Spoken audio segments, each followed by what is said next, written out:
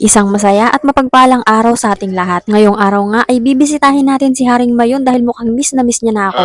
Nasa N.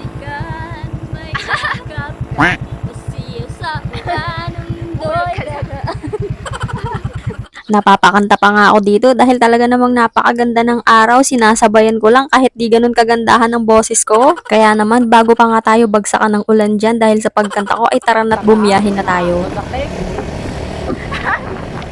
Hindi naman nga halata na mukhang masaya kami dyan dahil excited lang naman kaming pumunta kay Haring Mayon. Malapit nga lang to sa amin guys, kayang-kayang lakarin, mga 8 kilometro ang layo. Kaya kung gusto mo, sasamahan kita, maglalakad lang tayo papunta dito.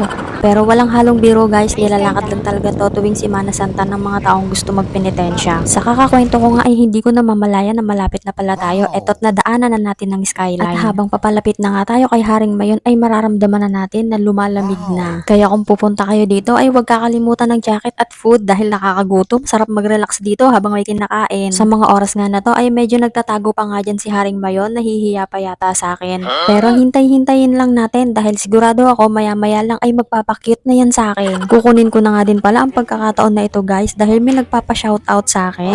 Si LT Camposo from Mariviles, Bataan. Si Erlinda Binosa, nasa Batangas daw siya ngayon pero from Bicol din siya. At dito kay Ronnie from Olongapo, kay Vink from Mindanao, Agusan del Norte, Jan Albert Laurenaria from Sorsogon. At dito kay Mob sa planet ni Mick daw. Thank you so much mga idol dahil na-appreciate nyo ang isang simpleng katulad ko na gumagawa ng mga simpleng content katulad nito. Kaya naman guys, kung umabot ka nga sa puntong ito ng video na to ay baka naman mag-iwan ka ng isang bakas dyan para malaman natin kung hanggang saan umabot etong si Haring Mayon. At kung iyong ang mamarapatin ay baka naman pa-follow na din ang ating page. Ang iyong suporta ay napakalaking bagay na para sa akin kaya ngayon pa lang ay nagpapasalamat na ako.